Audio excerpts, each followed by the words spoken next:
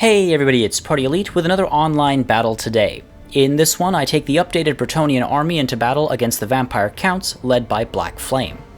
I've become so used to seeing the vampire blob march down the field to the beat of Thriller, so I wanted to counter that potential. I went in with the Fey Enchantress, but foolishly, I forgot to equip the Chalice of Potions, and that gives me that bombardment spell that I really needed. Between that and the two Blessed Field Trebuchet, I figured I could shut down a blob with ease, and the Green Knight would do well to shut down a Necromancer and the enemy Lord. I also had the Spearmen at Arms to work alongside the two units of Grail Knights to fight off potential Blood Knights or perhaps a Terrorgeist. Foot Squires formed my main line, and Peasant Bowmen with Fire Arrows would help counter any units that had the regeneration ability.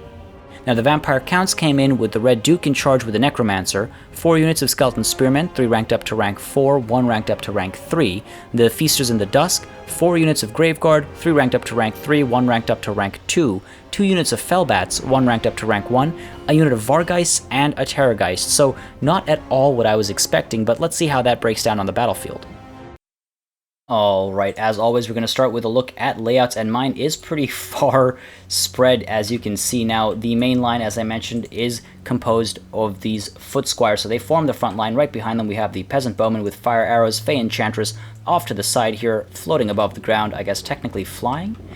We've got the Blessed Field Trebuchet right back here, and then the Spearmen at Arms, able to prevent any large units that might come in to harass my Trebuchet or my Peasant Bowman. Now, the Field Trebuchet, I could have deployed them a little bit further ahead, but that's not a good idea. They would just start hitting the side of a hill, and that would be hilarious, sure, but utterly useless. Now, off to the side over here, I have my 2 Grail Knights. I was hoping to use them to go in from the flank over here, sneak them through, but unfortunately my opponent did not deploy in the center at all, so I'm actually responding right away to his deployment by pulling them off to the side here. And up here, we've got the Green Knight scouting. And I'm glad I put him up here. He's got Vanguard deployment. I'm very glad to have put him up here. I try to get Vanguard deployment to get a scout off on this map because the hill does block everything off, the ridge rather. So having seen his deployment, I immediately start to respond by pulling my Grail Knights over. Now, on the topic of his deployment, let's take a look at it.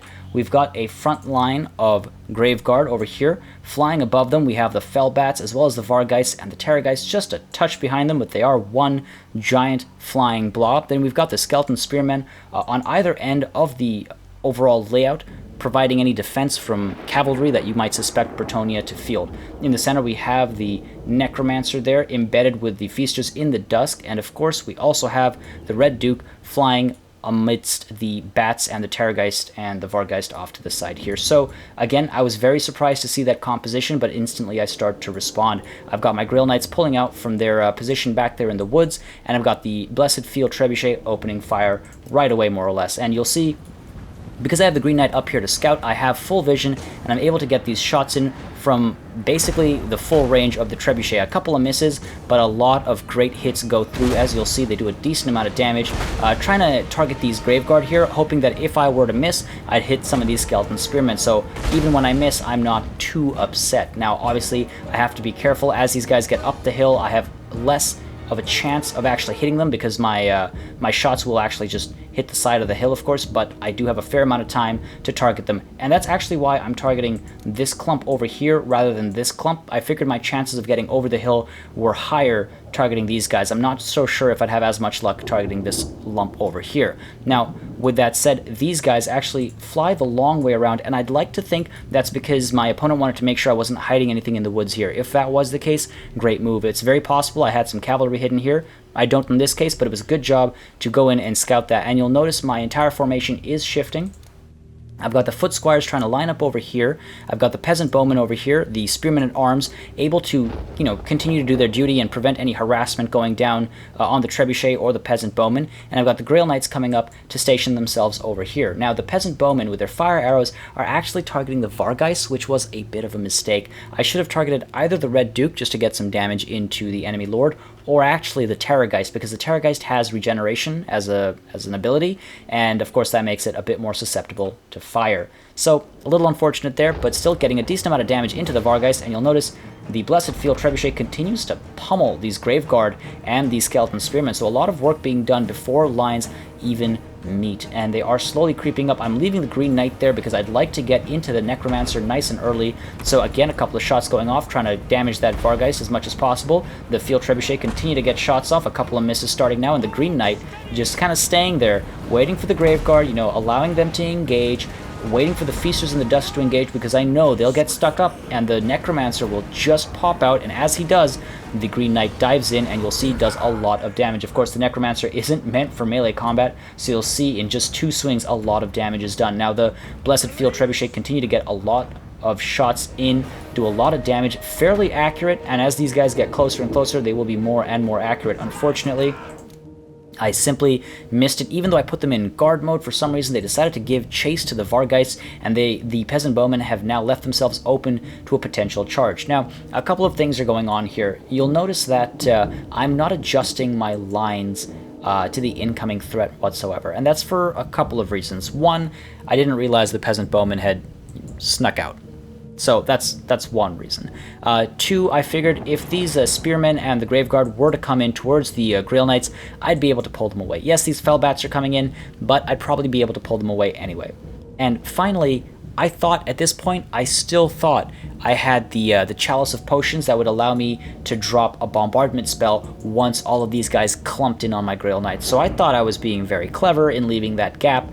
And much to my surprise, I did not, in fact, have that bombardment spell. So, in that sense, it was a bit of a mistake, but I was happy that this split was sort of taking place, because that meant this unit of Foot Squires was going to be open to come around from the rear, you know, go further up if necessary, do whatever I needed him or them to do. So, pros and cons, pros and cons.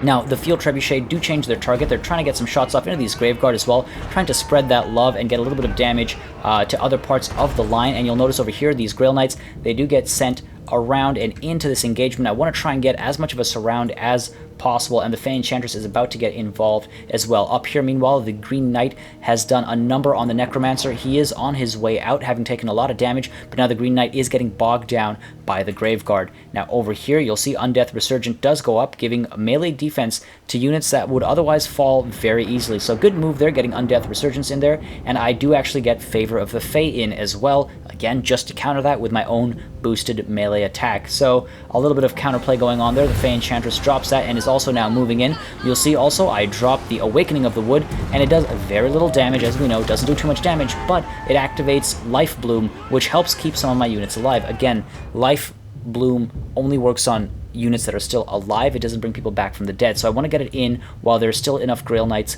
to benefit from it.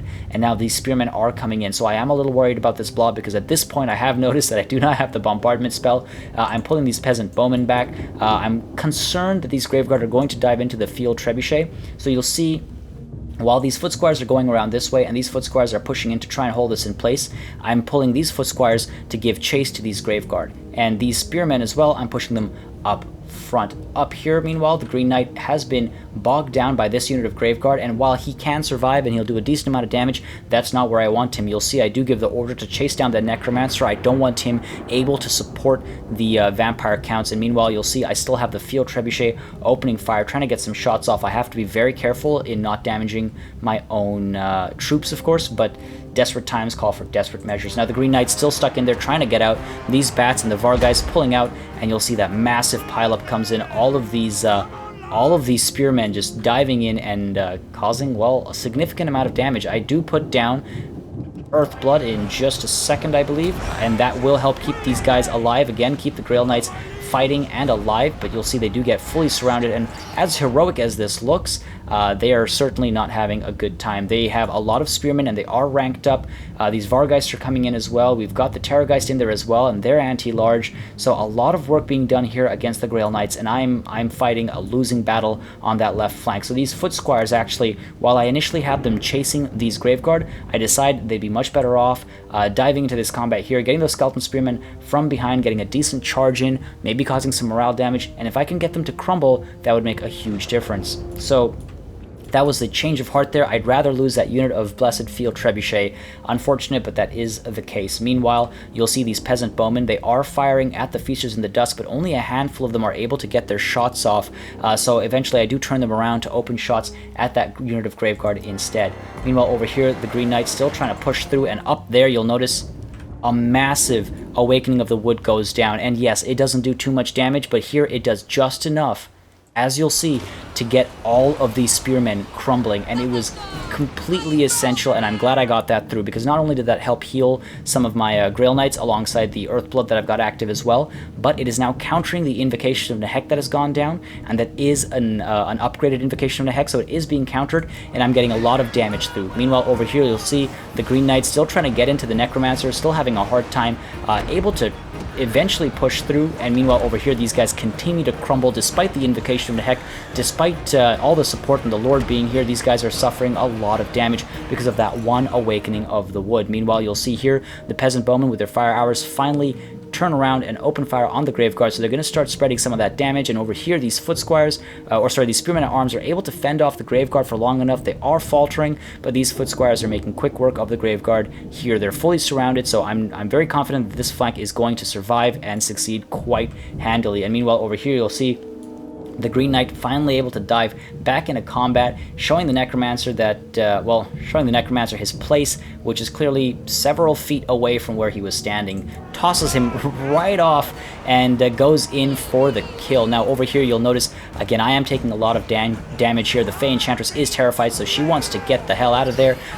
Decent in terms of her health, but her morale is completely broken here, and the Grail Knights doing what they can, trying to survive. Obviously that crumbling is helping me quite a bit, but it can only do so much. Now let's take a look at the situation here. These Graveguard actually chasing away the people who are manning the Blessed Field Trebuchet, so they're getting a little wasted there, and you'll notice one of these Foot Squire units that was previously busy over here, I pulled down to try and scare off these Graveguard.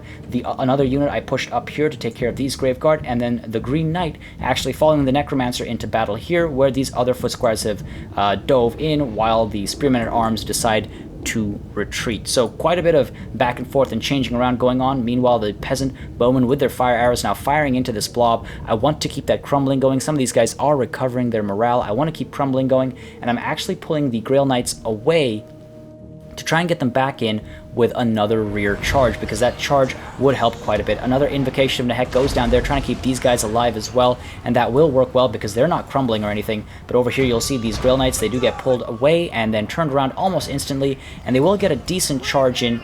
I'm trying to distract the enemy as well from the Fey Enchantress, but that's obviously not working. She ultimately is on the way out. She's going to leave, but that rear charge does a decent amount of work. These Foot Squires as well, getting a decent amount of work there. These guys are back to crumbling, so I'm not, again, not too concerned about how this is going to end up. The ranking up was extremely helpful, of course, in boosting leadership, but once these guys are crumbling, to hell with the leadership. They're not going to recover, especially when I swarm them like that. The Green Knight, meanwhile, swarming the Necromancer, finishing him off once and for all. These Foot Squires now have to deal with the Feasters in the Dusk and the Graveguard. The poison damage from the Feasters doing a fair amount to slow down the Foot Squires and reduce their effectiveness, but alongside the Green Knight, they will do decently. Meanwhile, these Spearmen at Arms here, I am trying to position them closer to these Peasant Bowmen, so they're able to respond to these Graveguard if they come in, or to the Terrorgeist and the Lord if he comes in. Unfortunately, the Terrorgeist has actually noticed the Fey Enchantress off to the side here has come back into the fray.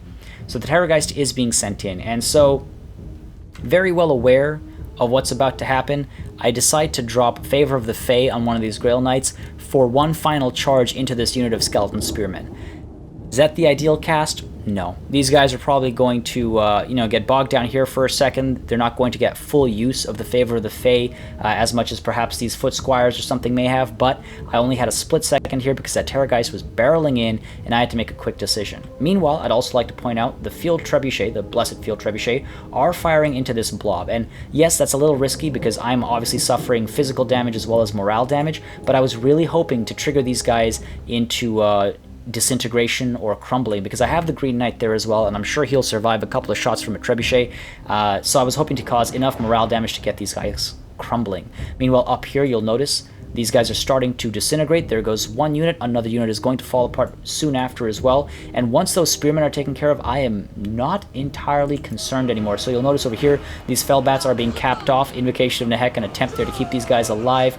These Graveguard are going to fall apart to these Foot Squires. These Graveguards sandwiched by these two units of Foot Squires, as well as the Green Knight, and that shot from the Trebuchet was probably pretty helpful in getting them to crumble. Meanwhile, over here, as these Graveguard dive into the Field Trebuchet, I send in the Grail Knights, trying to save the peasant folk, diving in, tossing these Graveguard back, and doing a decent amount of damage as well, keeping the field trebuchet alive. And that spells doom for the Graveguard more or less, especially once these foot squires are freed up. As you see, that happens instantly afterwards. These Graveguards start to crumble as well, so they're on their way out. The Fey Enchantress, meanwhile, does get killed by the Terrorgeist, and the Red Duke over here just harassed a little bit, taken down to the ground. An Invocation of Nehek does go down to keep these guys at full health. A little useless, I would say, considering the Terrorgeist does have regeneration, but there you have it. The Fey Enchantress does die. Meanwhile, the Peasant Bowmen with their fiery arrows are firing into the Feasters in the Dusk just to try and keep that crumbling going and cap them off, and there you have it. 2 disintegrations, and all that's left now, Terrorgeist and the Red Duke both up in the air. So at this point, I try to reform, because my opponent could cap off some of my units. The Terrorgeist, for example, could come in and frighten these foot squires, literally terrify them, terrify these spearmen at arms, terrify these peasant bowmen, and that could result in a mass rout. Instead, they decide to come in towards the Grail Knights, and in fact getting a couple of hits from the field trebuchet, which is hilarious, not doing too much damage, but a couple of hits do go in, and ultimately the morale damage is what helps, alongside the fact that they are the last couple of units and they are in the air. That does a lot of morale damage, and now when they dive in, I send the Green Knight in to try and cap off both of these units. Of course, not picky right now. Get a full surround that brings the Terrorgeist into crumbling almost instantaneously. Should have saved that Invocation of Nehek for now, but there we go, a full surround. Poor Terrorgeist here is going to start to crumble. I'm bringing in the Foot Squires as well, not too worried about the Terror anymore, especially with these 3 over here. I do tell the Trebuchet to cease fire. At this stage in the game, I do not want to suffer any damage of my own, and as this surround goes down, I think my opponent realizes how this battle is going to end, and he calls GG, and with that, Bretonnia takes the day. Now, I was definitely surprised by the fact that my opponent wasn't a giant blob of death marching towards me, but my Trebuchet still got some great use. I made a major mistake in not taking the Chalice of Potions. Despite there not being a massive blob as one could suspect, there were still, well, when all those spearmen dove into my Grail Knights, I could have used the Chalice of Potions, and it would have been very effective. It would have brought a much quicker end to the battle, that's for sure. But at the end of the day, Bretonnia has won. Now, as always, for more Total War content, make sure you subscribe to this channel. I've mentioned it countless times before, I'm trying to get more online battles in this year, and there is always going to be more Total Breakdown, of course, if you're constantly hungry for battles. Now, with that said, thank you guys very much for watching, and I'll see you on the battlefield.